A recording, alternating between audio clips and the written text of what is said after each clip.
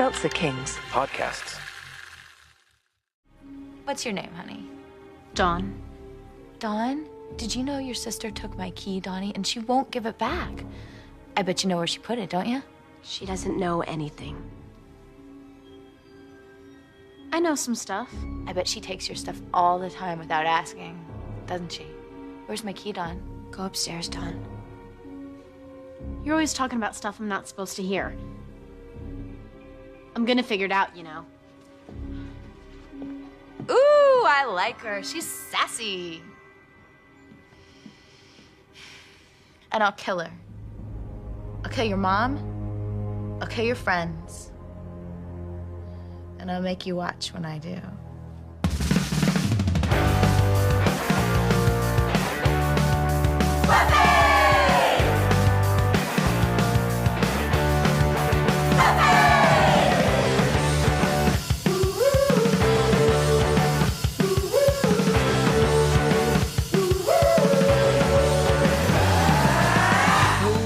Everybody, and welcome to yet another episode of Boys Watching Buffy. We're just two boys watching every episode of Buffy the Vampire Slayer for the first time, giving a review our reactions. We're your hosts. I am Joe Welke.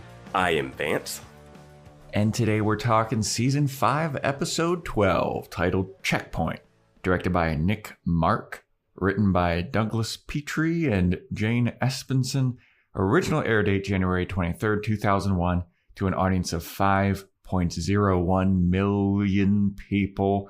And before we get into the meat of this, we have a shout out. I got a Spotify shout out screenshot thing sent to my DMs at Joe Welke. 5 stars. You got to do that.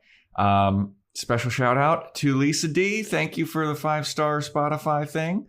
Really appreciate it. If you want to get a shout out, you got to do a 5-star Apple Podcast rate and review or a 5-star rating on Spotify. Screenshot the evidence, send it to my DMs at Joe Welke. And yeah, that's the shout out. So number one, right off the bat, I think our predictions were pretty off point on this one. Off the checkpoint. Yeah. I think that I predicted something about video games. We started doing some Groundhog Day stuff, and we were way off. Yeah, that was not what happened at all. But this seems like the interesting kickoff of what the rest of the season's going to be, I think. Yeah, and they introduced some characters late in this episode and didn't really talk about them at the end. Mm-hmm. So they seem to forget that just happened, the scene before. But yeah. But I thought it was a good episode. It was interesting. We had some returning characters. We had some new characters. We had a bunch of different things that happened. And it was like, whoa, where's the mystery leading with that? We had some new initiative type deal going on at the end. We had some where it was just like, whoa, who are those guys? We got some new minions. Yeah. Good shit, man. Yeah. I took a bunch of screenshots for the fashion report. Took a load of screenshots for the fashion report. I thought Giles was wearing that jacket that you didn't like in the beginning, but then he looked really dapper. Yeah. He looked really dapper. I hate that leather jacket. With the suit. It just looks bad, dude. That leather jacket looks rustic and weathered. And I don't know, man. But let us get into what goes down in Checkpoint. So it opens up with a recap of Zachary Kralik and the Watchers testing Buffy. And I was like, oh my God, what? Did I go back a season? So we get that recap of the Watchers and then Buffy quitting the Watchers Council and being like, I don't need to take your guys' orders anymore. And then we also had another recap of Buffy talking to Giles and her mom about how Dawn is the key and we need to protect Dawn, and Dawn overhearing it and all that shit. So the episode opens up with the Scooby Gang all at Buffy's home. They're all gathered to discuss some information that Giles has gathered from the Watchers. But before any of that, Buffy finds one of Riley's sweaters and then she gets all sad. I wanted to say it's been 3.5 weeks to like a month. We decided, right? And it's just next to the couch. Yeah. Like it's not like in a place where she opens a closet or, oh, I got me get another pillow or here's a chair. It's just like, oh, this giant sweater. It's just giant olive green sweater. And then I love Xander. She's like, hey, isn't that? Oh. Yeah. It looked like they were having In-N-Out too. Oh. From the soda cups. That would make sense.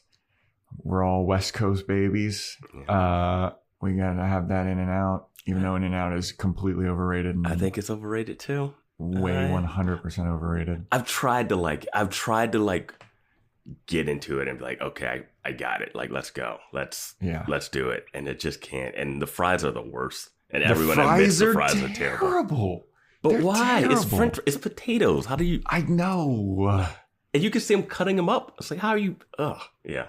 Yeah. I tried so many. Like, I gave it 3 tries, and like one time I was like, I gotta get a milkshake. Maybe the milkshake is what's like bringing people here. The shake wasn't that great. The burger, and I know I'll get criticized because I eat burgers, meat in the bun, but dude, it wasn't. It's not that great. I've tried multiple. I've tried animal style. I've tried double, not animal style. I've tried with like the Hatch chilies. I've tried everything. I don't know. Shake Shack all the way. Anyway, so Giles is there and he tells the Scooby Gang that the Watchers have found some information about Glory potentially, and that they'll be arriving soon. And everyone's like, what? They're coming here? What? And Tara is the one to be like, I mean, why is that a bad thing? Like, these guys seem like they're good guys. They're on our side. They want to take down the bad guys. And Buffy's like, they are technically on our side, but their methods are fucked up. And they tried to kill me and they almost ruined my life and they fired Giles. So I do not want them to come here because they're going to screw everything up. Yeah. And they're like, that's a good point, but they're already on their way. It's a good use of Tara to be the like odd person out, to be the voice for the audience, you know, the audience surrogate, because she's the only one that like the previous seasons. Yeah. Instead of having like Willow or Anya say it, I guess. Yeah, and I love that they're like, they have phones, right? You call them, why can't they just tell us over the phone? Well, that's what I figured when they went to London. When he went to London, like you didn't think about that when Giles was leaving. Yeah. But Buffy's all upset. She's like, I do not want these guys here. And then Dawn comes downstairs and she starts eavesdropping on the conversation. And then Joyce catches her eavesdropping and she's like, Dawn, what are you doing down here? You're supposed to be asleep. And then Buffy overhears that. And she's like, Dawn, why are you listening in? You shouldn't be listening. Is this one of your screen grabs of Joyce and the headscarf coming down the stairs? I've got a screen grab of Joyce.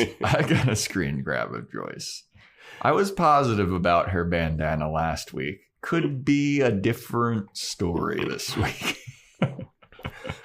All I'm going to say about that. But yeah, then Joyce and Dawn go back to bed and Buffy's like, no, Dawn can't hear stuff. She can't hear stuff. She's, and then everyone's like, why? She knows that that you're the Slayer. What is she going to tell her friends at high school? Mm-hmm. Like, oh, there's a council coming. Like, what are they going to give a fuck about?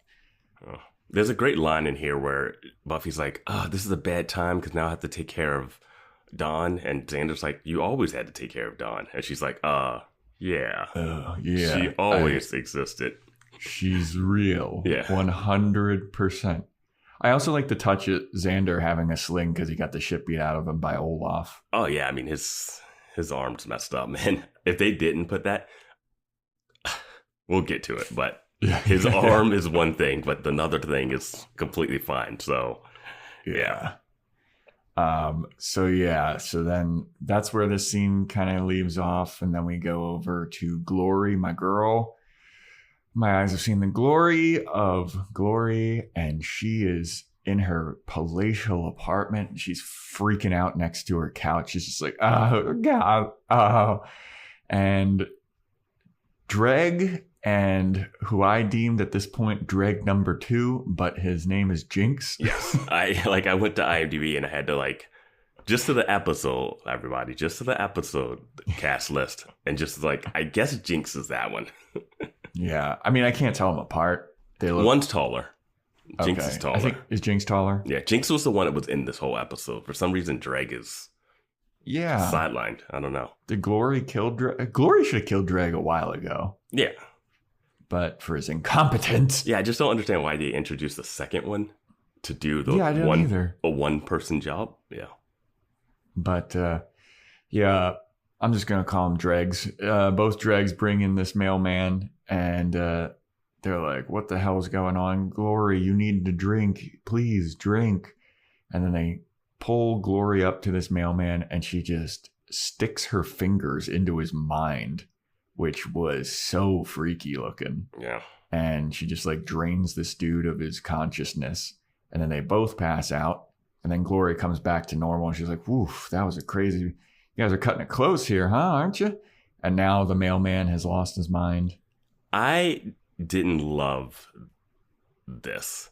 I didn't love that she, needs these minions to bring her people. Wouldn't she be like, hey, I'm feeling a little weak, and just walk outside and drink somebody? Vampires don't have, vampires in other lore have, their Renfelds. But, in this, they're like, I'm hungry. I'm going to go eat somebody. She shouldn't need, please drag in a mailman. I don't know. I didn't like the vernacular of drink. I thought they said feed, but you might be right. I wasn't locked in. No, yeah, you're right. Drink. It's drink for sure. Yeah. Feed would be 100% way better. Yeah. But drink, I was like, oh, is she a vampire? And no, she's not. But... yeah, so Dreg or Jinx tells Glory, oh, it's good that you are back to normal because the signs of alignment are moving faster than expected, and you need to get the key, and you need to use the key, and you need to act quickly because time is of the essence, and you don't have much time left. And Glory's like, look, dude, if the only thing standing between me and my key is Buffy the Vampire Slayer, I ain't too worried about it. She says Mousy the Vampire Slayer. Yeah. Which is interesting. So yeah, then we have the intro song. Then we come back and we're in the magic box, and Giles is talking to this witch that she needs to be careful about her spells. He's giving her some kind of items, and he's like, if you don't do this correctly, you're gonna be in a whole world of trouble. And the witch is like, I got this, Giles. Yeah, I've seen the craft. I know what I'm going to do. I know. And this girl looks like she definitely is molded her whole look after the bad girl in the craft. Yeah. And we have to say, the magic box has never looked better. Oh, yeah. After getting wrecked last episode? It's no way Xander's hand isn't healed, but the store is fixed. It's no way. They destroyed that place. Yeah, man. I mean, Olaf was smashing it with a giant hammer and then just tossing human beings. Yeah. And getting bookshelves tossed around. And he tossed Anya and Willow behind the counter, and they both smashed both of the counters behind it. And then the hammer broke the counter that the register's on. Yeah. The whole front was wrecked. Yeah, dude. And it looks amazing right now. It looks great. Yeah, I mean, he just went to IKEA, built a couple things over a couple days, and got Xander, it all back. Xander couldn't help. That's true. Yeah, Xander could have given him some blueprints, but he couldn't do any of the labor. Yeah. But anyway, as Giles is telling this witch that she needs to be careful about her spells, he turns around and Quentin Travers is there along with 19 other watchers, it seems. Mm-hmm.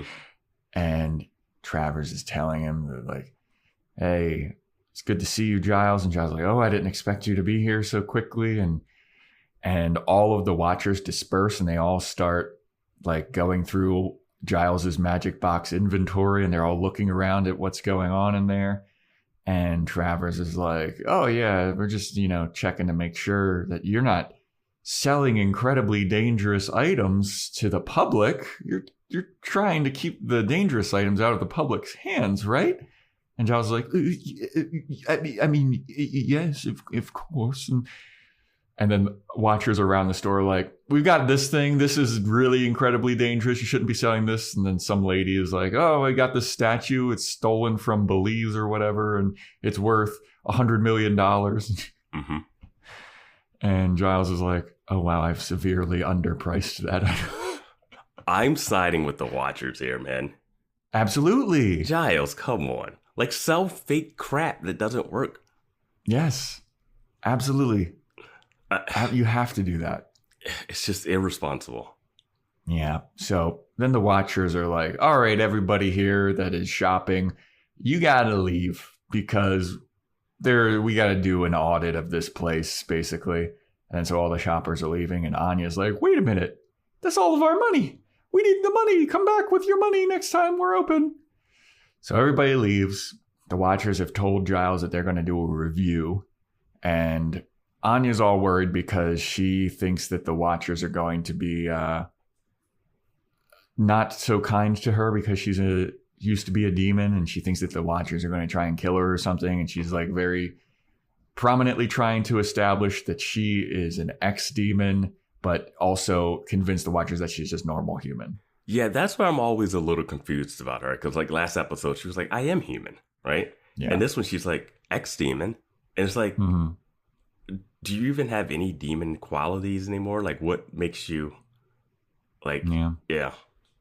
But it seems like she panics about being an ex-demon until you call her an ex-demon, and she's like, I'm all human. Like, yeah. So the watchers like try to ask Anya some questions, and Giles like, hey, leave her out of this. She just works for me. She's a nobody. And then Anya just like slinks away, and she's like, okay. So she leaves, and Giles is pissed because the watchers are going to do a review. He's like, you didn't tell us anything about this.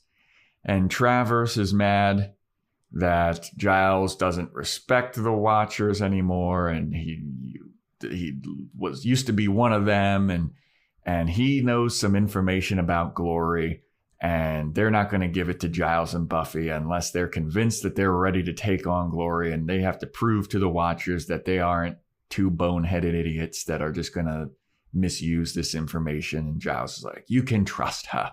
You can trust Buffy. She's acquired a remarkable amount of focus. Yeah, it was one of those things where I was like, what kind of test do you give her? She's survived so much so far. She's survived longer than any Slayer probably in history. And also, what's the alternative? Exactly. You don't give it to her and you just let Glory do what she's going to do? Yeah, I mean, that's kind of the crux of the episode. Yeah. And I figured out a logic behind it. Okay. But I don't know. I think I'm going to save it till the end. Yeah.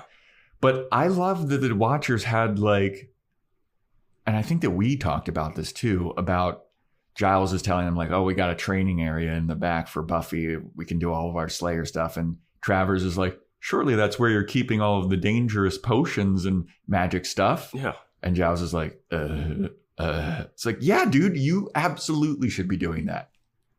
100%. Like, it should be just like little stuff for like little floating pencil spells in the front, you know? Yeah. Little books or stuff, but hoard the mega powerful stuff for Willow and Tara and yourself. Like, you don't need to be giving it to fucking the girl that looks like she worships the girl from The Craft. Like, you do not need to be doing that. But yes, Buffy has acquired a remarkable amount of focus recently. Cut to Buffy falling asleep in her classes. Mm-hmm. And then she's just like doing the movie ADD situation where she's like wiggling a pencil and she drops it, and then the teacher eventually calls her out to explain about Rasputin's death or something. Yeah, she goes like, what? Because Rasputin had been like stabbed, poisoned, and it took forever to kill him. And she's like, well, maybe he's not dead because she has her own history of like demon knowledge and stuff or whatever. So she like confronts the teacher about it, and then he rips into her. And he fucking roasts her. And then I just thought, why does every male teacher hate Buffy? Remember the media guy, the media professor? Yeah. He just destroyed her. Like she just kicked her out of his class. And I was like, dude, you're teaching like media commercials, like old commercials or something. It wasn't even like a real class. And it was just like, wow. He's like, oh, blonde lady. Fuck you. Yeah. It's like, jeez. And Maggie Walsh was like the nicest one to her. She was like mean, but like functional. Like, man, I don't know. Yeah, Maggie Walsh seemed strict but fair. But this guy is just like, he's like, Miss Summers, stand up. It's like, I'm going to fucking make an example out of you in front of the whole class. And he's like, oh, so you know history better than me, the professor? Why don't you fucking come up here and teach it, Miss Summers, Professor Summers? It is so weird because college is one of those times where people like explore, push back. You're supposed to be like questioning everything, you know? Mm-hmm. Not in Sunnydale. Not at Sunnydale U. It's not boot camp. It's not in military school, you know? Yeah, I was just like, this is so unnecessary when he is just dressing her down in front of the whole class. She's standing in the class is like laughing at Buffy. Yeah. Like, bro, like this is uncomfortable. You guys have been on campus long enough to see her like fight. You saw her chase after like Faith. Yeah. But yeah, after this roasting. And the professor's like, is it okay if I continue my lesson, Professor Summers? Is it okay? Buffy sits back down, and then we cut to her beating up this giant vampire in a graveyard, and she's taking out her anger at the professor on the vampire. And she's like, oh, Professor Summers, huh? Pow, pow, pow. And the vampire's like, what are you talking about? This is how Discord user Alex's favorite thing. I thought of him when I was watching this. I was like, yeah, taking out her anger on a demon. Oh, it's so good. But she's beating the shit out of this vampire. And then out of nowhere, she's like beating it up next to like a giant construction digger equipment thing. Mm-hmm. And she takes like a couple steps back at a certain point, and then Spike just jumps over this construction machine and just stakes the vampire. And he's like, hey, huh? Good job, huh? Right? And Buffy's like, what are you doing? And he's like, waiting for your gratitude. And Buffy's like, you got in my way. You could have fucked everything up. And Spike's like, I saved you. You were about to get killed, which absolutely not. Not at all. Yep. And then he's like, damn, dude, like, I'm trying to help and you're not going to thank me? Like, you're not, I'm a fucking vampire. I'm killing my own kind here. This is like mad Uncle Tom shit. Like, you're not going to be proud of me at least a little bit? And she's like, no, you're a fucking piece of shit and you ruined my night. I was taking out my anger on my professor on that turd and you robbed me of the staking. And then Spike starts to go in on her about like, oh, are you feeling mad and self-conscious because you can't keep a man and Riley left you and you're all lonely and you can't keep a man? Maybe it's because you're not as pretty as you used to be. And maybe it's like, you're trying to fuck this chick, dude. Like, well, this is the Spike I prefer. I prefer negging Spike to trying to win favor Spike. Yeah. Because it's like begging and pleading kind of. But I'm surprised he switched tactics so quickly. Yeah. It was in like, the same scene. At the drop of a hat, he was just like, oh, yeah? Well, maybe it's because you're not as hot as you used to be and you can't keep a man and you're not interesting and you can't keep interested for men. And then he's just. And then Buffy's just like, Spike, go away. And he's like, all right, fine, see you. Yeah. Bitch. If he would have said that, everyone would have wanted a t-shirt of that too. I think doesn't one of our Discord users have a tattoo of that? I'm pretty sure I saw somebody had a tattoo of that in there. I feel like whatever. So many people got tattoos of that. There are people, there are Discord users that have shared their Buffy tattoos, which is pretty badass. Big fandom there. Joe's getting a Buffy tattoo. No. Maybe when we reach 1,000 patrons on Patreon. Patreon.com/Boys Watching Buffy. 1,000 patrons. Oh boy, you put it out there. So then we cut to Doctor Intern Ben at the hospital, and he's leaving work, and one of the dregs it's Jinx. It's Jinx. It Jinx the rest of the episode. Yeah. Okay. So Jinx grabs him and pulls him into like a hallway, and I was like, this is like so out in the open. Like, I know that it's played as like, oh, this is a secret corner that Jinx went around to grab Dr. Ben. But it is just like where the vending machines are. Like, it's not a private room. Anyone could walk by and see Jinx in this weird monk outfit. And Jinx is face weird looking. He's got a gigantic nose. And I think someone would walk by and they'd be like, what's wrong with him? He's like, monkey-litis or something. And I'd be like, okay. And just keep moving. And Dr. Ben, it just looks at him like Sunnydale, you know? And they're like, all right. So Jinx is like, hey, Doctor Intern Ben, you need to get information for Glory on the Slayer. And Dr. Ben's like, what makes you think I know the Slayer? And Jinx is like, well, you know Buffy Summers, right? She's the Slayer. And Dr. Intern Ben's like, what? How do you know that? And he's like, well, Glory said that she's the Slayer. And she came and she wanted me to deliver the message that she wants information on Buffy and she wants you to get it. And Dr. Ben is like, oh, she wants me to... Well, here is a message for Glory. And then we cut away. Mm-hmm. And I was like, oh boy, Jinx is in for it. I don't understand how he did what he did to him in the open. I don't understand at all. But it's still fun. Yeah. So then we go to Giles talking to the Watchers, and Buffy shows up and she opens the door and she's like, oh, fuck, the Watchers are here. This is a bad day. She tries to leave, and then Travers is like, Miss Summers, why don't you come in here? And why don't... Mr. Giles was telling us about your rigorous training regimen, and we were hoping that we could get a demonstration of your rigorous training regimen.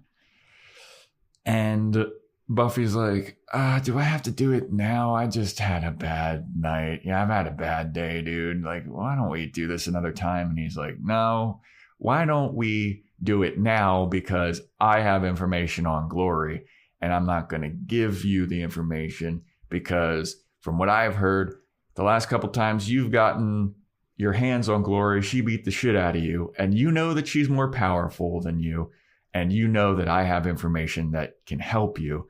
And if you don't follow by my rules, I'll ruin Giles's life. I'll get him deported. We'll shut down the magic shop. And Giles is like, whoa, why am I getting brought in?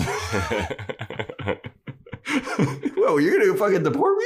What's up with this, Travis? They're like, we're gonna shut down the magic shop, this thing that Giles just started, but it's his whole life. We're going to call Olivia, tell her that Giles has herpes.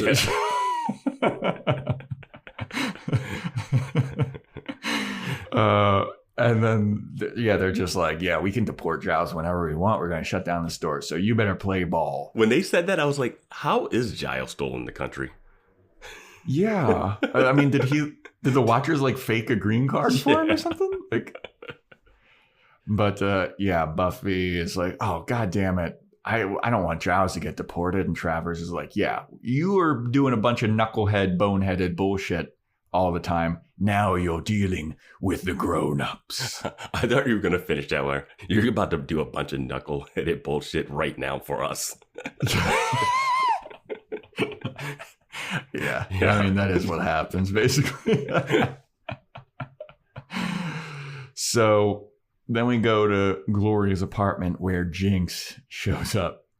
And Jinx is all cut up and beat up. He's got swollen eyes. Dude, he looks like there's an episode of Martin where he got in a fight with a boxer and he came out with a giant head, this fake head with all the lumps on it. It's exactly like that. Yeah, dude, that fake prosthetic in that episode of Martin is so horrifying. It's so big and unrealistic, but it's amazing.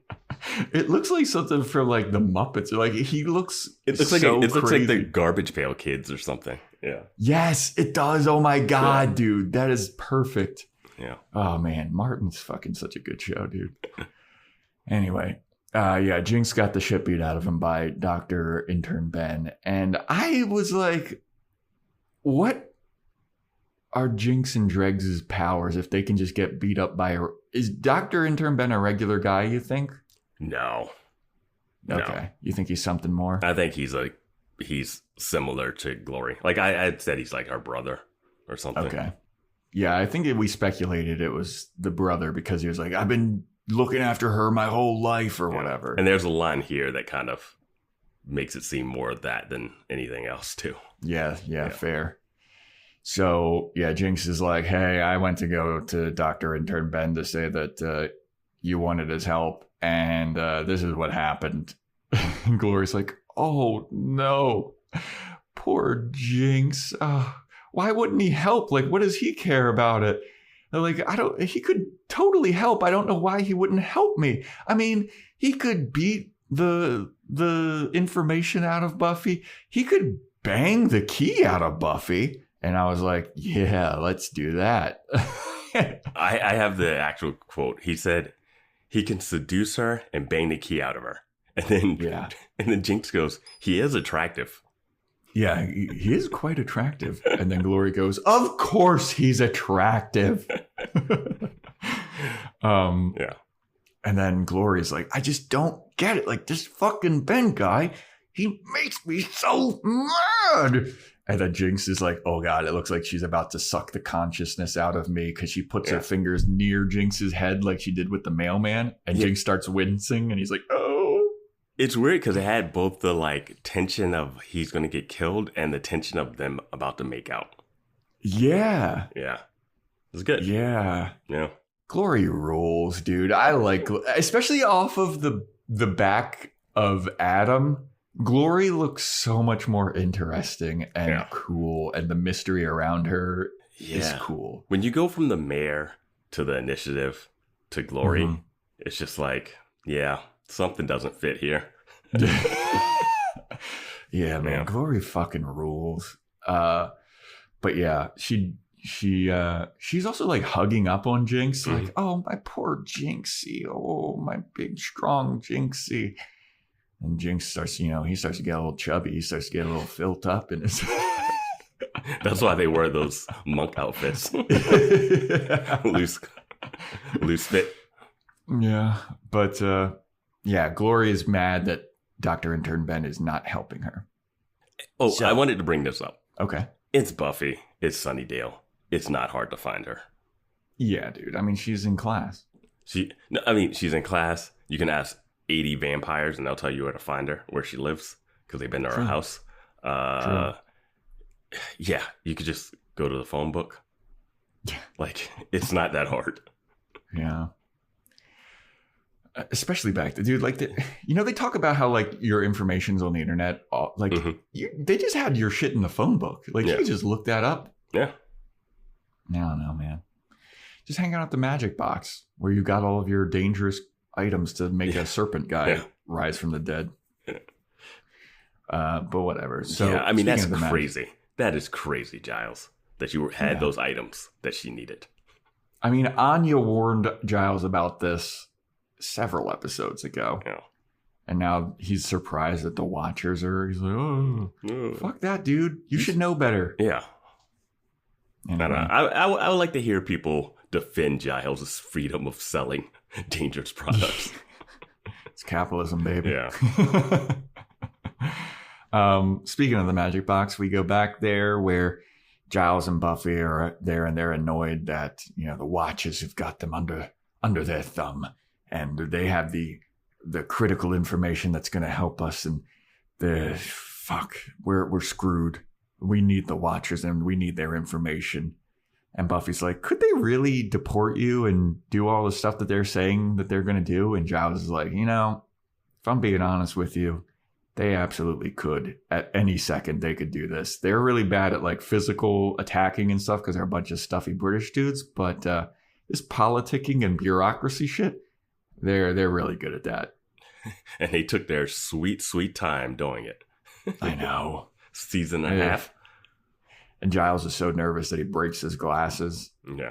And Buffy's worried about the exam and the review that the Watchers are going to put her through because they're going to expect her to know stuff. And I don't know stuff. I just fucking run into vampire dens without a stake. That's how I go about my business. Yeah. The stuff that they want her to know is just so useless. So dumb, dude. No wonder these Slayers are dying. Yeah. But they know that Buffy needs Giles, and Buffy can't lose Giles. I love that Buffy didn't know that Giles was planning to move back to London by himself, apropos of nothing before. Yeah. Remember at the beginning of this season, it was all about I want to learn about the first Slayer in my history, and we've completely forgotten about that. Yeah, at first I was like, oh, this is going to be cool when she's in class and she's learning about Rasputin, and it's going to be like, oh, she'll get an interesting take and yada, yada. None of that matters. Rasputin a vampire or something? None of this restless stuff is fully played in yet for me. Yeah, me neither. I mean, it was like 2 episodes at the beginning of the season, and then it was like, all right, we got a new big bad anyway. Dracula was here. Dracula. So yeah, the Watchers are interviewing the Scooby Gang now because they want to know everything about Buffy, her methods, her friends, and all this shit. So they're interviewing Anya and Xander, and Anya's trying to play it real cool about, I'm human, I was born on the 4th of July, and she has this whole made-up backstory that she made up. That completely you can verify by checking and find out none of this exists. Yeah. Can we see some ID? Oh, fuck. Does she have ID? That's what I'm saying. She can't. I don't know. Does she have a social security number? I'm sure they can get fake IDs. Yeah. It is Sunnydale. Yeah. Sunnydale's criminal side is lively. Yeah. But yeah, they're like, oh yeah, we help Buffy out all the time. We're real good friends with Buffy. Mm-hmm. And then they cut to Willow and Tara, and the One Watchers interviewing them. And he's asking about their relationship, and they're like, "We're friends. We're good friends. We're best friends. No, we're more than friends. We're lovers. We're in love. We're big fat fucking lesbian lovers. And what are you gonna do about it?" And the Watcher's like, "I meant your relationship to the Slayer." And then they're like, "Oh, yeah, we're good friends with her." Yeah, and then.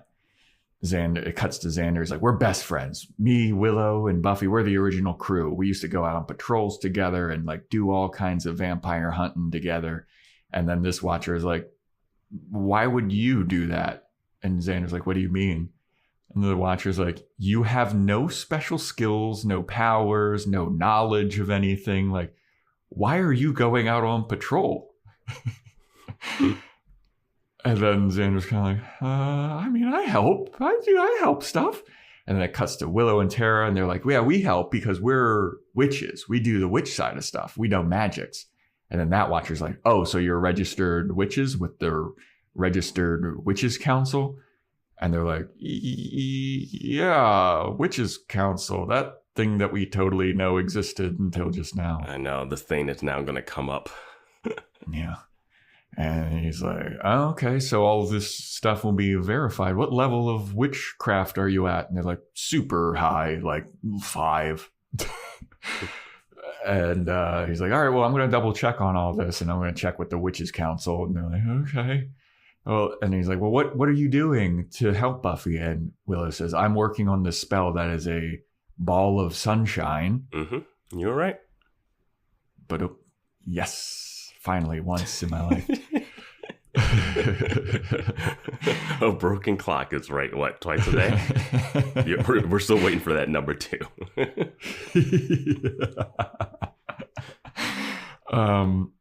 And he's like, all right, that sounds interesting. And then we cut back to Xander, and then it's like, well, how do you help? And then Xander explains, like, well, there was that one time where we all merged consciousnesses, and I was the heart of the consciousness, and we all helped Buffy defeat Adam. And the Watcher is like, you really have to go and do this very often? Because, like, that's not good if you have to always help the Slayer. And he's like, well, no, we don't always help her. And then Willow is like, yeah, I mean, sometimes she goes out on her own without telling us anything. It's like, we wish that you would tell us because we could help her. But, like, she goes off on her own. She goes off on dangerous missions. And she doesn't need us, though. But, like, I mean, we would like to help, but she doesn't need us. She'd be fine without us. And then it cuts to Spike. And the Watchers are interviewing Spike. And I was like, why would Buffy or anyone tell the Watchers that they are in league with a vampire like Spike? They are in league with a vampire named Spike. They would have to say, oh, he has a chip. Why would... Yeah. And then why would they just go, hey, let's just not kill this person? Yeah. I don't... Yeah. This is the part where it was like, I don't understand this part. Well, a lot of this gets played like for 90s, early 2000 like comedy. Like the ending clapping and cheering scene felt like it was the end of some other movie. Yeah. Yeah. Like where you do something where you like get the dean, like you make the dean look like a fool, and he's like, oh, you won, kids. And they're like, yay, we did it. But, yeah. The fraternity can stay. Yeah, it's like old school or something. Yeah. So the Watchers are interviewing Spike from a distance with a cross held, which we all know doesn't do shit. And they're like, I would be, if I'm Spike, I'm like, hey man, the guy with the crossbow, itchy trigger finger, like, chill. Yeah. Like that's a little too close for comfort. There was a guy with a crossbow. I just saw a guy like holding a cross at him. No, there was another guy with the little like crossbow. Okay. It was a cross. It was a crucifix, the crossbow, and then the female Watcher. Lady. She's like standing behind them. The female Watcher I recognize from a classic episode of Frasier, the Ski Lodge. She's Daphne's friend in the Ski Lodge episode of Frasier. All right. Deep cut. Yep. So the female Watcher is interviewing Spike, and she's like, so you helped the Slayer?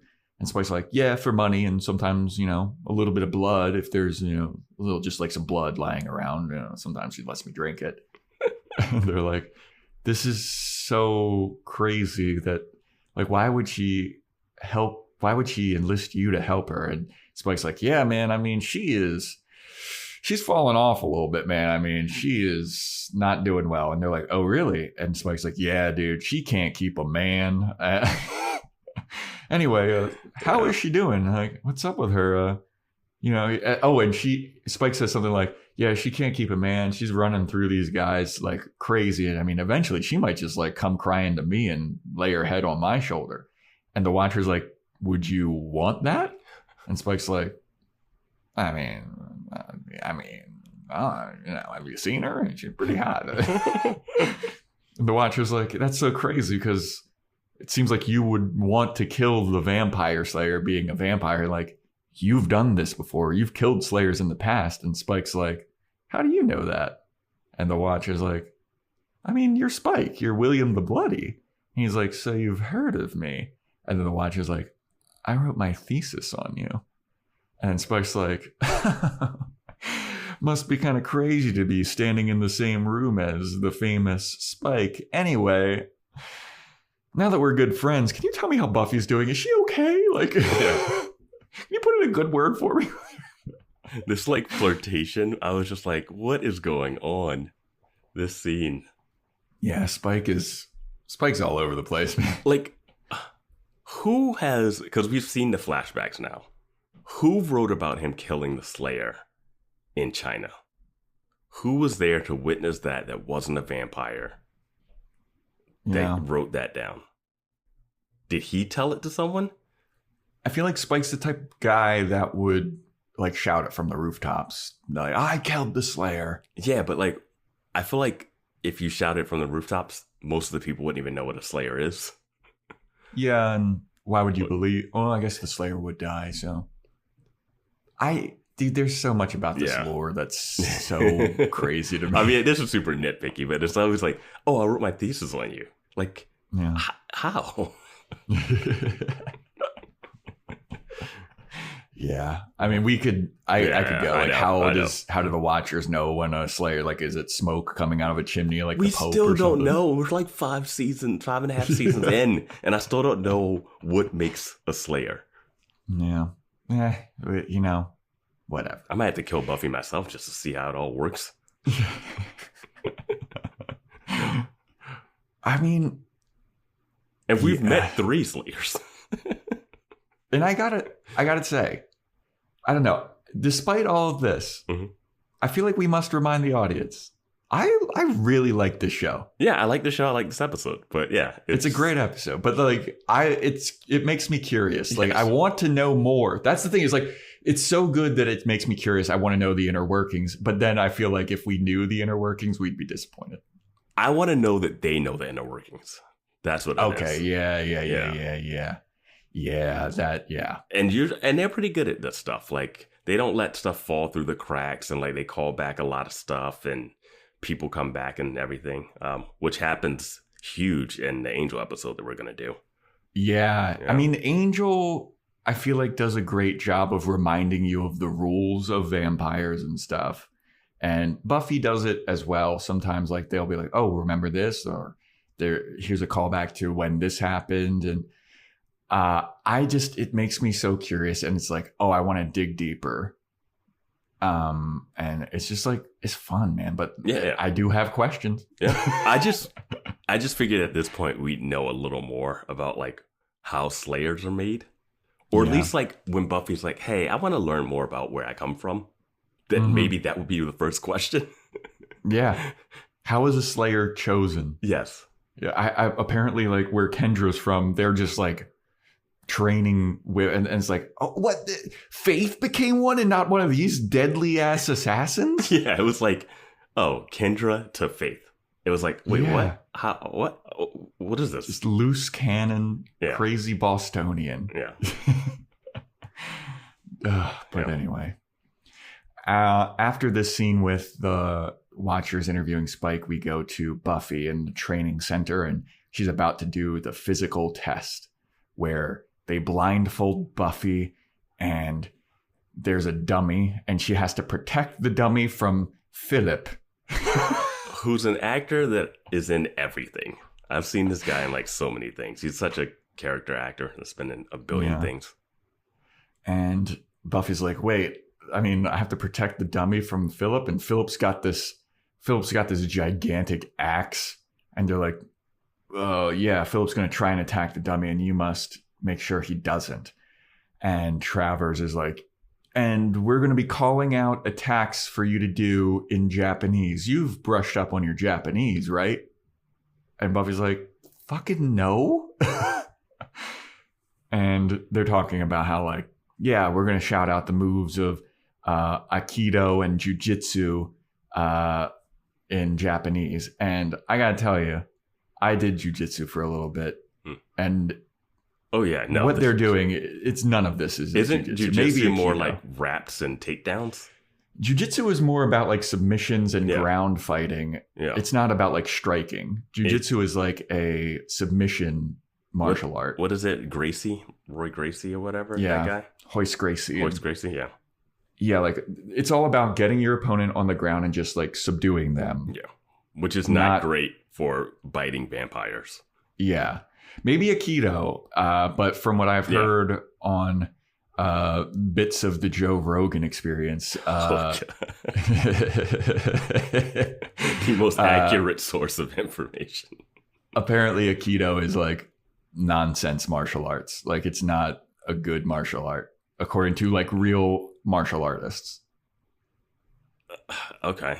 I mean, I think people could argue any martial art is like not that, like, I know, like, as Hapkido, the one where you use, what's the one that Steven Seagal did where you like use someone's force against you?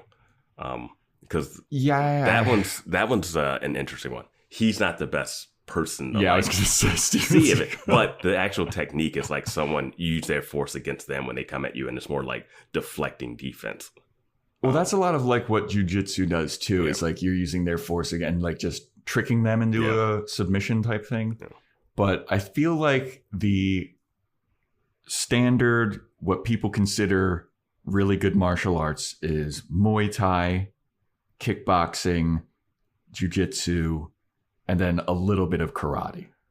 Like there's a UFC fighter named like Stephen Thompson who is like karate master, and he was like there's really Kenpo. Good. There's the stuff in Taekwondo. Like there's the stuff in the Raid. The Raid is sick, dude. Yeah, and that movie's awesome. God, I forget what that is. That's a whole different art. But there's so many different art forms. It's like you can't like. Yeah, I mean even like capoeira, like the dance martial art. Yeah. I don't know, man. I'm sure. You can beat up anybody with any of them. I just think this test, to get back to Buffy, is so dumb. Because one, she's blindfolded. And two, she's being told what to do in a different language. Yeah. So if I was blindfolded and told what punches and kicks to do, that wouldn't prove anything. Yeah. It's like it would be like she's going to be out in the field without a watcher. So like what instructions is she going to get fighting vampires without her watcher being? Yeah. Like, what is this? That is so dumb. I wrote down, this is a dumb physical test. Stupid watchers. Yeah. And Giles, Travers is shouting the Japanese stuff. And then Giles is trying to translate for Buffy. And Buffy's like, yeah, okay, I got it, Giles. Giles is like, back elbow strike. Yeah. Which is, and Buffy's like, you know what? Fuck all this. I'm going to do shit my way. And then she just blocks the axe that Philip is trying to attack her with, kicks him across the room, and somehow Philip threw the axe and it just like slammed into the dummy, and the dummy falls over and lands on another one of the watchers. Mm-hmm. And Buffy's like,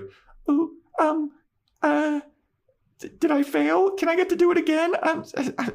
And the Philip is like, I think she fucking broke my ribs. I was like, yeah, what did you think? You're fighting a fucking Slayer. Yeah, dude. And Travers is like, no, we've seen all we need to see for this test. Now the real test is going to happen. We're going to meet you later tonight, and we're going to talk over your strategies for going out in the field and attacking. And Buffy's like, yeah, strategies. I do that. I don't just run into vampire dens without a stake and use my bare fists. Sometimes without a weapon in tight-fitting clothes that doesn't give you full range of flexibility. With a scarf that a vampire could just grab and choke me. God. So yeah, the Watchers all leave, and Buffy and Giles look at each other all like, oh man, we're fucking up, aren't we? But it's like, what was that test supposed to prove? It's so dumb. And I was more worried about Buffy getting hit with an axe, being blindfolded. Right? What if Philip killed her right there? Yeah. Then what? Oh, then the Watchers would be like, great, we'll just find the next one and we'll take over. That's exactly what I thought. That should have been their plan, yeah. Yeah, that's what I thought that their plan was. Like, that was what I was going to talk about later on, where it's like, yeah, we should like hope that Buffy dies. Like, let's not give her the information so we can get another Slayer and have her under our thumb. Yeah. But episode does not go that way. I thought they would have tried to do that beginning of last season. Right? Like, yeah, I feel like the Watchers would want Buffy dead just so they could have a Slayer under their thumb and like control and like poison the new Slayer's mind with like, we're important, we're the Watchers, you need us. Yeah. Before I mean, they were willing to, like Buffy. They were willing to let a Slayer die on her 18th birthday. Like, yeah, dude. So like they're not opposed to like watching these people die. And they even say earlier, they're like, the council stays the same, the Slayers change. Yeah. So yeah, pretty brutal. I mean, it's realistic. Yeah, true. So anyway, after this hard day of physical examinations, Buffy comes home and she's like, whew, what a day. She comes home, she closes the door. She's like, Mom, you home? No answer. Turns a corner. Boom. Glory's there. Mom's a heavy sleeper. dude, mom's a heavy sleeper. Dawn's a heavy sleeper. They never lock the doors. Like, what is I think this? she could have figured a way in. I think Glory can figure a way in. All right. You think a lock is going to keep her out? I wonder if she just snuck through one of those several broken windows in there. No, whatever guy fixes up their house, fixes up the magic box, and they're doing great work. They are. Yeah. So that was the big cut to commercial. Glory's in Buffy's house. Come back from commercial. Glory's there and she's mocking Buffy's house. She's like, oh, this is, cute place. This is where the Slayer sleeps, huh? I would choose a much bigger place, but I've got much better taste than you. But, this is cute for you. Anyway, where's the key? Tell me where my key is. And I think that that I could beat the shit out of you at any time I want to. And if I wanted to kill you, you would already be dead. So, tell me where the key is. Please. And Buffy's like, how'd you get in here? What are you doing here? I'll never tell you anything. And then Dawn just walks into the room from behind as Glory's like, I can fucking kill you. I will kill you. And Dawn's like, la la la la la, just walking into the fucking room, dude. Yeah, because Buffy goes to get a fire poker. Yeah, poker. And and then Dawn's just like right behind her and takes it from her. It's like, come on, just stop. Glory takes it from her. Glory's like, I would just kill you if I wanted to. But yeah, Dawn is just walking in. I wasn't sure if Dawn was going to try to help and attack this lady. That's what I thought. Yeah. And then I was wondering if Glory could tell that she was the key just by seeing her. That's what I was wondering too. And we get answers to both of those very quickly. Yes, we do. So Buffy's like looking at Dawn and like motioning for her to like, get the fuck out of here, dude. Like, and so Dawn starts to like back away and slink away. And Glory's like, hey, kid, behind me. I can tell that you're trying to leave. Get over here. Yeah. And then so Dawn comes over there. Quiet floorboards, man. I know. Very quiet whenever they need to be quiet. Yeah. Like you said, these fucking contract work, these construction people, they're doing great work. Not one creak of her backing up in a quiet house, yeah. So Dawn comes around and Glory's like, hey, your sister, she's a bitch, right? You don't like her, right? She stole something from me. She stole my key and she's not giving it back. Do you know anything about this? And Dawn looks at Buffy and Buffy's like, you don't have to tell her anything. And Dawn's like, I can fucking say whatever I want. And you're always talking about stuff that I don't need to know. And you're trying to keep stuff from me. But one day I'm going to figure it all out and you're going to be mad. And I'm going to tell this lady all this stuff that I know. And Glory's like, I like this girl. She's an asshole. Yeah, I didn't know what Dawn was playing with here because she was there when she heard her say she was going to kill people, right? Yes. Like it was like a mean, threatening talk. It wasn't hey, we're old friends and I don't like you and I'm mad at you for some reason. It was like, I will kill you and your family. Yeah. And Dawn's like, fuck you, Buffy. I'm going to my room. Yeah. And so Dawn just walks away and Glory just lets her. Glory's like, yeah, I like that girl. She's sassy. Yeah. So Dawn goes away. Glory returns her focus to Buffy and she's like, all right, so where's my fucking key, dude? Where's my key? And Buffy's like, I don't need to tell you anything. And then Glory stands up and gets in Buffy's face and she's like, this is the last time I'm asking you, where's my key? Because the next time I ask you, it's going to get bloody and I will kill all of your family. I will kill all of your friends and I will make you watch me do it. And you know that I can do that. And then she just drops the poker and she leaves. And at this point, I wrote in my notes, why doesn't Buffy ask Glory what she wants with the key or like what her plan is? Like nobody knows what her plan is. Like, what are you going to do? Yeah, I would have loved a little more. I know they're just like dulling out the information slowly, over time. But it would have been nice to have Buffy have something to give in this conversation. Yeah, because Buffy's just like, I'm not telling you anything. I'm not telling you anything. I'm not telling you're not going to hurt anybody. I'm not telling you anything. I guess they wanted her to save it so she could use it in her big speech at the end. Yeah. So Glory leaves, and then Joyce comes around from the corner, and she's like, Buffy, who was that? And I was like, who are you? Where were you? How did you get... Did you not know anything that's going on in your house? You need to fucking get some security cameras, dude. Like... Is Dracula back? I needed my hair. Oh God, I hope he doesn't see me in my bandana.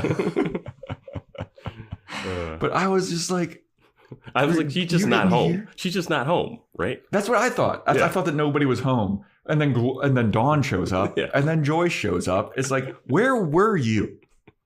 Yeah, where were you? Were you just in the kitchen, like making eggs or something? Like, what the fuck? Because she's on the first floor. Yeah.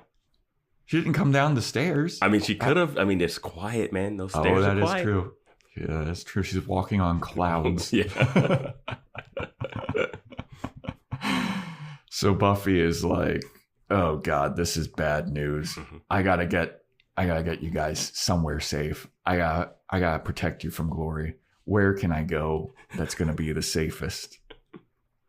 And I rewound this scene several times because I didn't know what the fuck happened. Oh. Because this scene opens up with Spike gasping and be like, ah, ah! And Buffy is like so far in it. Was he asleep? Like, how did she sneak up on him? I don't remember how this scene started. I do remember the end is like she goes, who was that, Buffy? And Buffy's like, pack a bag, an extra conditioner.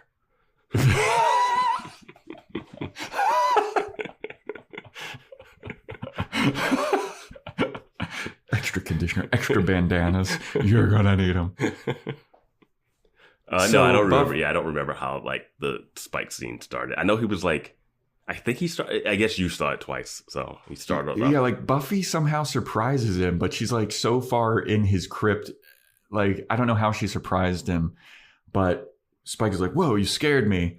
And Buffy's there, and Spike looks over and he sees Dawn and Joyce, and he's like, what's with the family road trip to the crypt? Like, what's up with this? And Buffy's like, hey, I'm dealing with some shit. Some bad stuff's going down. I need you to protect and look after my mom and sister. And Spike's like, I'll do it for money. And Buffy's like, no, dude, for real, this is serious. And Spike's like, why are you asking me to do this? And Buffy comes clean. And Buffy's like, look, I got some shit that I need to do, and you're the only person powerful enough to protect them. All right? So will you please do it? And Spike's like, all right, fine. Your mom's pretty cool, actually. I like her. Is he powerful enough to protect them? I don't know. Again, I never understand the power levels. And like, I mean, he's more powerful than like Xander. I feel like Willow could put a bubble around him or something. You would think. I'm always saying magic trumps vampire demonism. I think magic trumps like physical. Yeah. Like magic is so useful and cool. Yeah. But Spike agrees, and then Buffy's like, all right, I'm leaving. I got this test I got to do. So she leaves, and Dawn and Joyce, and Spike's is like, yeah, make yourself at home. And Joyce is like, I love what you neglected to do with the place. Spike's like, yeah, sure. Come on in, make yourself at home. Just don't make any noise, because my stories are about to come on. Passions is on, and I don't want you interrupting this. And Joyce is like, oh my fucking God, you watch Passions too? I love Passions. You think Timmy's is really dead, or you think... And Spike's like, no, he's a doll. She can definitely make him come back to life. And then like Joyce and Spike just start watching Passions together. And Dawn looks at him like, what the fuck is this? Dude, I love that Spike gets everyone to watch Passions. Because even Giles is like, I've watched Passions with Spike. Dude. I mean, Joyce was already a fan, apparently. Of that, but like, Joyce and Spike's relationship is so fun. That is when they got there, I was like, oh, this is weird that she brought him here. But then I was like, yes, we're going to get a Joyce Spike moment.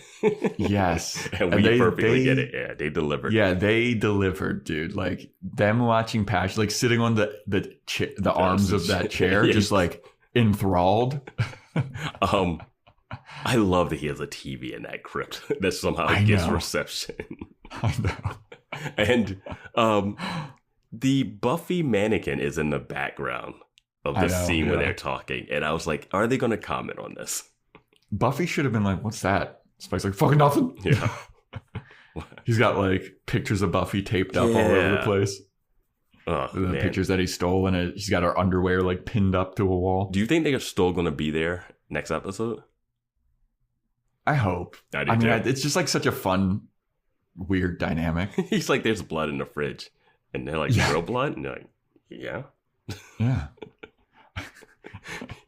I like this version of Spike better. I like him still being a jerk, flirty, and not being like trying too hard. I don't know. Like he's still an asshole of Buffy right now. Yeah. But yeah, love the scene. Yeah. Love Joyce and Spike. I ship them. Instead of Buffy, Spike should be romantically involved with Joyce. She's already got the hots for. She's letting Dracula in. She made Coco for Spike. More age appropriate. Yeah. Yep.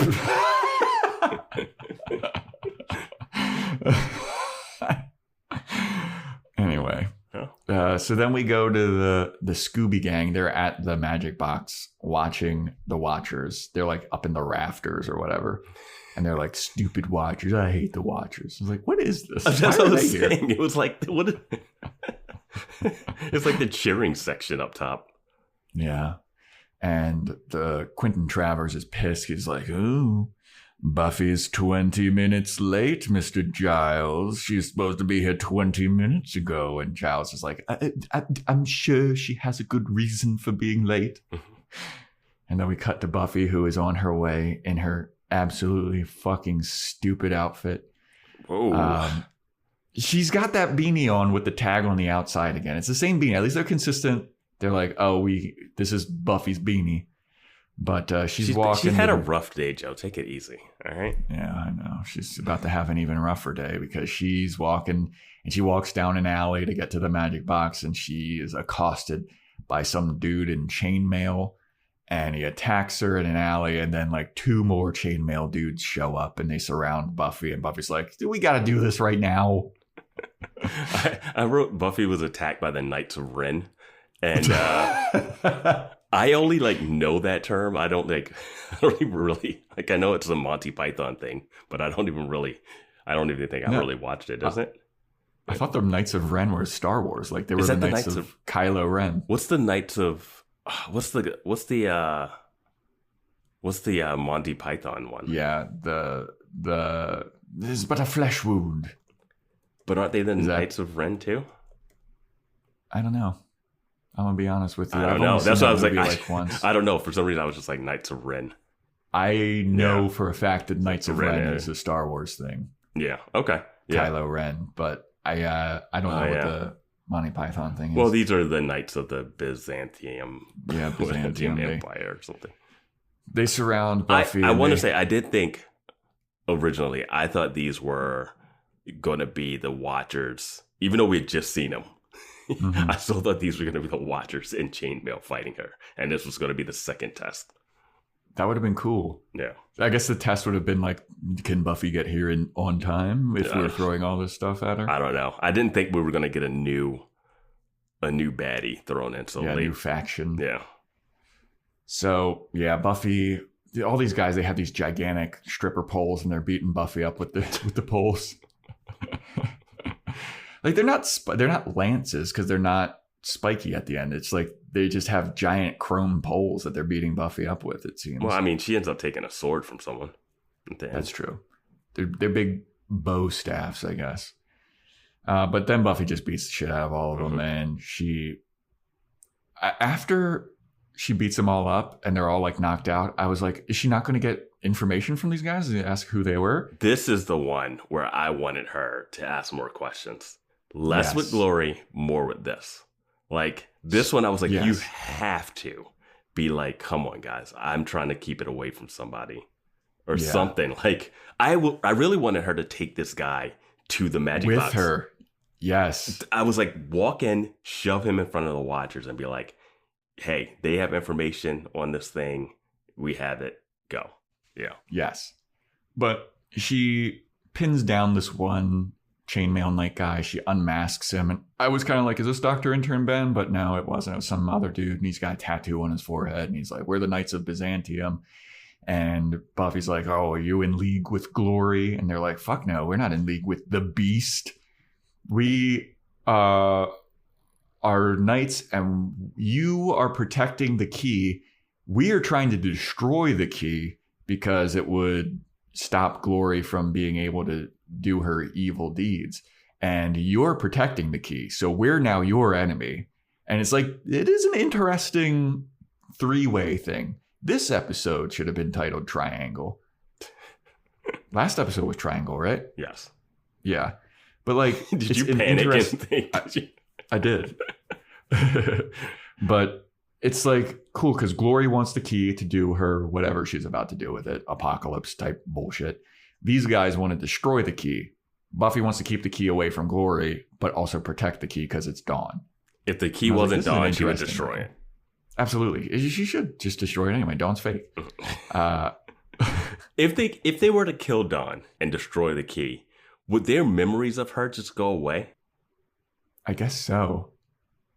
I mean, the monk dude that entrusted Buffy with Dawn, aka the key, was like, you need to protect the key. No. But why would it be bad to destroy the key? I don't think it's easy to destroy. I think that it's not easy to destroy the key. Yeah. But who knows? Some ritual or something. Who knows? But yeah, after Buffy gets that information, the Knight's like, we're going to send hundreds to kill you. And if you defeat the hundreds, we'll send thousands to destroy you. And Buffy's like, thousands? And the guy's like, yup. And that's all the information that you're going to get from me. So you might as well just kill me right now. And Buffy picks up a sword and she's like, I'm not going to kill you. Go. And then that guy just like scampers off. And I was like, okay, well, that was weird. Yeah, I was like, are you not going to try to follow up any other questions? Like, why? What are you coming for? What side are you on? Should I just not even go home anymore? Because this... Dude, I mean, it was super frustrating, that scene. And then the next scene I felt was equally frustrating. Because Buffy walks into the magic box and she's just like looking at the sword that she stole from this guy. And Quentin Travers like cannot give a fuck. He's like, you're late.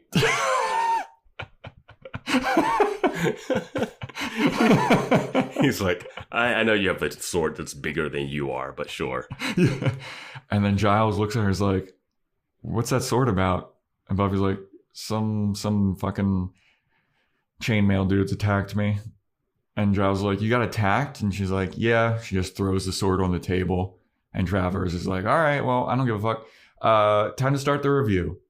And Buffy's like, no, there isn't going to be a review. All right. And I was so happy.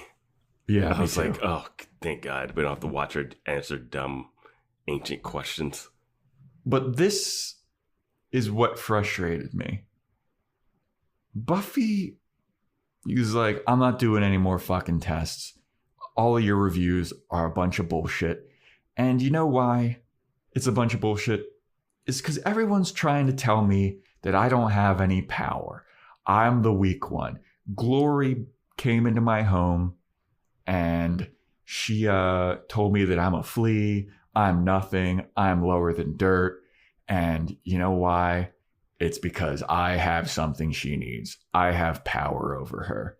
You guys show up and you say, oh, you need us. We have information and we're not going to give it to you unless you pass our tests. And it's because you need me. Because without me, your guys' lives are meaningless. What are Watchers without Slayers? Just a bunch of fucking nerds reading about demons. All right? So you need me more than I need you. All right? So fuck all this test bullshit. That shit's over. And you know what? you're going to tell me the information that I need to destroy Glory, because without me, you can't destroy Glory. You're just a bunch of old guys and ladies and potentially others. I wish you would have curtsied when that happened. So you're going to do this, and you're going to let me do things my way. You're going to let me take my friends out on patrol. You're not going to question my methods, and you're going to fucking give Giles his job back. You're going to make him a watcher again, and you're going to start paying him again. And then Giles is like, and also back pay. And Buffy's like, and also back pay since the moment you fired him. All right. So you're going to fucking let me do this thing with my friends and with Giles. And then somebody is like, you're going to fucking take this Xander guy? That guy has no powers at all. He is a liability. And Buffy looks at that guy and she goes, Xander has clocked more hours in the field than all of you combined. And then Xander's like, hell yeah, I have. Yeah. And then Travers is like, all right, I agree to your terms. Woo, let's work yay, together. Clap, clap, clap. Yay, woo. It's like the weirdest celebration. Now, and this the is music is swelling up. It's so funny. Now, this is what frustrated me about this scene is Buffy like running down all over her terms and conditions. Mm-hmm. She doesn't bring up the Knights of Byzantium. Yes. I was like, why the fuck don't you tell these people about this? Because like they're definitely saving it for the next episode, but I was like, that should be the immediate thing that you're thinking about. Yeah. They said thousands of people. I don't care about Giles's retroactive pay right now. Yeah. like I just got attacked by 3 dudes in an alley. Also, does Giles want to be a watcher again? Yeah, that's what I was like. Oh no, we're back to this bullshit. Yeah, like, so, okay, cool. I'm sure it's great because they pay him money, but isn't he making a ton of money with this magic box? Like, well, I mean, his store's been closed for like a day and a half, so he's lost a lot of money. Yeah. He's got the 5 o'clock shadow already. Yes. He's cleaning up his desk. Oh, it's fucked. No one's gonna love me. Olivia left me. Like, he's been like, I did not see him wanting to be back with that group. Me neither. Or her tying back. It's like, hey, I come to you guys, you give me all the assistance I need, but I don't listen to you. Like, yeah. I feel like we needed like 2 episodes for this to be a thing for the watcher. Like, it's fine here, but it's like when she quit, she did this. You knew you had power when you quit and nothing happened. Like, literally nothing. They're like, oh, they're so good at bureaucracy. They didn't like get her like expelled from school or not transfer. They could have really ruined Buffy's life. Like, legislatively. They didn't do anything. They didn't do anything to Giles either. That's why, I was very confused when she was like, and Giles will be reinstated as a watcher. Giles is just like in the background, like, whoa. I'm just in it for the money, to be honest with you. Just give me the tell them to pay me. Like, yeah, like now they're gonna go to Giles, and Giles still has like, I can't talk back to the watchers because he's like still brainwashed by him a little bit, you know, all the years spent with him. So they're gonna keep coming to him, and he's gonna have to start writing more reports and stuff. Yeah, like, do you think Giles is? I feel like Giles was happier not being a watcher. He seemed pretty stoked about the magic box. He didn't like the way they treated Buffy because he formed a emotional bond with her. Yeah. But yeah, I don't know. It was just like it's not something that I was looking forward to. Like, I don't care if Giles is a watcher or not anymore. Yeah, me neither. He's already serving as the watcher. Like, he doesn't need to fucking be officially a watcher. And one of my bigger questions is, if you're the Slayer, I feel like Slayer should be traveling around. Like, It's like, hey, this is a big... Like, she should be doing what Riley had to do. Hey. She should be doing what Wish Universe Buffy was doing. Just, like, traveling. Like, I was in fucking Cleveland, all right? Yeah. There's some crazy shit going down there. And then they were like, the Master's in Sunnydale. I come to Sunnydale and fight the Master. Then it's like, all right, I'm traveling this way. Like, you're just... I'm going to Belize. I heard of a special mission. Yeah, it's like a terrible lifestyle, but, like... She's just like, I'm just going to be in Sunnydale and everything will just like magnetize towards me. Yeah. Like, I get it for the show purpose. And like, you can't just, it's not like a 10 episode show where she can just travel around everywhere. But yeah, it just seems like if there's one Slayer in the whole world, and the whole world is full of demons, just the state of California alone. Yeah, I don't know. Yeah, that would be a cool, like spin-off series. You know, like a Slayer going around the world and killing people, like episodic type of thing, where it's like, oh, there's all these like different stories and shit going on. Yeah, I mean, yeah, there's been different versions of that, not Slayer, but yeah, just go to a place. It's the monster of the week, but it's like, I don't know. It's just like any of those like procedurals. Yeah. But yeah, so Travers is like, Mr. Giles, when we were doing our inspection of your store, we noticed that there's a bottle of malt Scotch liquor behind the cabinet. And Giles is like, just use it. It's not during store hours. It's just like, yeah, do you want me to get rid of it? And Travers is like, no, I want a fucking glass because I've been bested. Like right after Buffy has just like laid down the hammer, right? Mm-hmm. Travers says like, Giles, I found your whiskey. And he's like, like, come on, dude. You're like, have a backbone. Buffy just stood up to this whole group of crusty old men and women. And then he just says one line to you about your whiskey. And you're like, yes, I guess I should pour you a glass. You've never been talked down to a woman like that. Oh. Yeah. So Giles is like, all right, I'll go get you a glass. And Buffy's like, before all that shit, tell me the fucking information that you know about Glory. I wanted to say this. I thought they should have just stolen that fucking folder. When they put that folder on the table, I was just like, throw something in his head and take it. They don't have powers. Yeah, just grab it and run. Push him out of the way. Yeah. Have Willow do some magic force field or something. It'll probably go wrong, but it'll still do more damage. Yeah, get Tara to blind them to Slayers. They're not utilizing Tara's witch powers enough because she was... They really aren't. Yeah, she had a lot more. It seemed like she knew a lot more than Willow, and then all of a sudden they were like, "Oh, Willow's better than her now." Yeah, just out of nowhere. Yeah. But Buffy's like, "I need you to tell me all this fucking information right now. I am tired of being in the dark. You need to tell me about this demon that I've been fighting, and like, what's her demon powers? What's up with this demon?" And Travers is like, "Well, that's the thing, Buffy. Glory is not a demon. She is a god." And Buffy goes, "Oh." Credits. But there's only one true god. Yeah. There's only one god, ma'am, and he does not look like that. Captain America jumping out of the plane. Yeah. Yep. She's a god. Now, the god of what? Is she Loki? Is she the god of mischief? Have we dealt with any gods in these series? Well, we always talk about how, like, because crucifixes exist, they're useful. Yes. That means that God exists. But now it's like there are gods. Yes. So where does that leave Jesus, our boy, our Lord and Savior? Maybe Jesus starts the next season. Like it was Dracula, and then it's like Buffy versus Jesus. Is that season 6? Oh, he teams up with Buffy to fight. He's like, oh, yeah. Oh, yeah, yeah. It's just like that Family Guy episode where Jesus is like... The Rush Hour, Jesus, Chris Tucker and Jesus.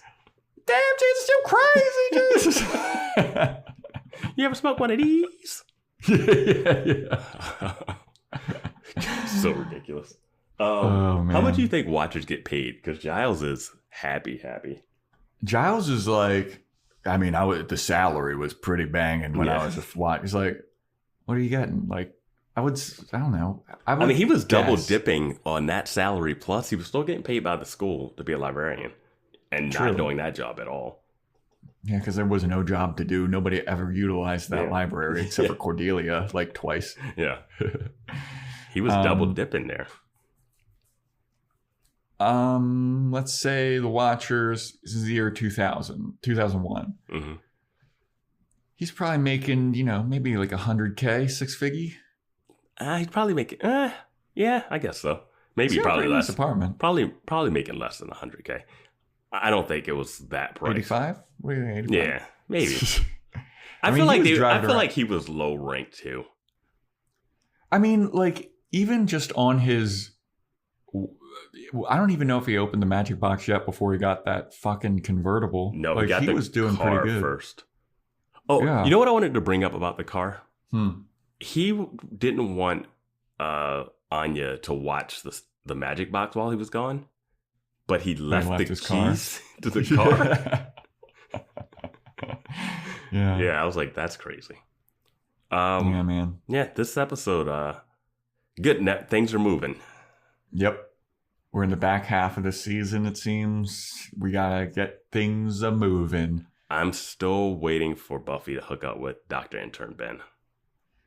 I am too. I thought that they were going to be like, Glory is Satan himself or something like that. But a god is interesting. It's an interesting take. Yeah. Opens up a little bit more of this lore. Yeah, I mean, it was kind of like implied in a way when she said, my name is, when her whole spiel about her name being Glory, Yeah. Yeah. Any other thoughts about Checkpoint? No, good Spike episode, good Joyce. Dawn is gonna be, Dawn is dawning. Dawn is dawning. Yeah. Next episode. I'm fucking hammered. You'll have to check and see if you have some scotch behind the cabinet. Yeah. Maybe I have a shadow. But I checked behind your microphone and found Next episode is titled Blood Ties. Something to do with Dawn? Definitely something to do with Dawn. Ooh, I think we're going to find out that Glory and Doctor Intern Ben are brothers too. Or brother-sister. Okay. Yeah, that's somehow. A good prediction. Yeah. Yeah, I feel like Dr. Ben is going to be a bit more focused in blood ties. Yeah. We're going to learn a bit more about him. Yeah. Because our prediction last week was so good. Why wouldn't this one be? Yeah. Yeah. I mean, yeah. I feel like this one, the title is a bit more, yeah. I'm not going to say. Yeah, I don't know. It seems a bit more leading than Checkpoint. But who knows? Yeah, we're always fucking this up. Yeah.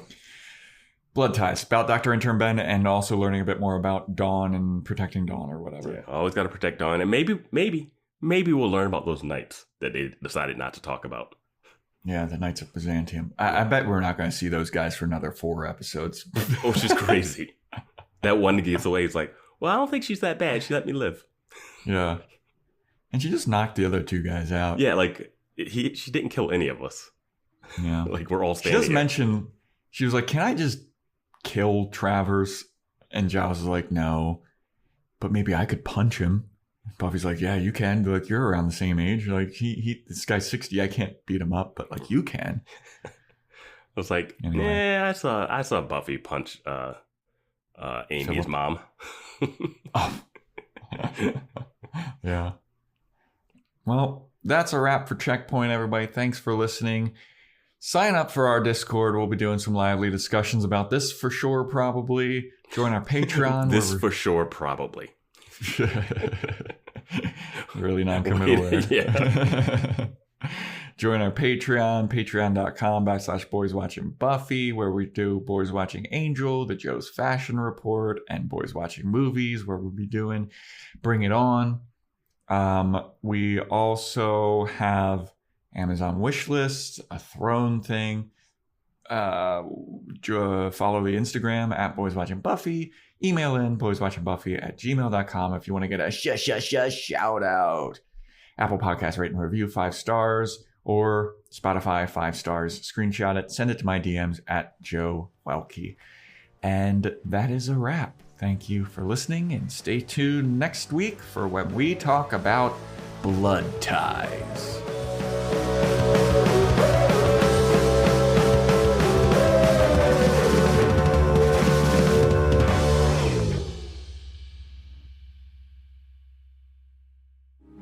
Why won't he help? He knows her. He could go to her. He could talk to her. He could seduce her and bang the key out of her. He is quite attractive. Well, of course he's attractive. Seltzer Kings Podcasts.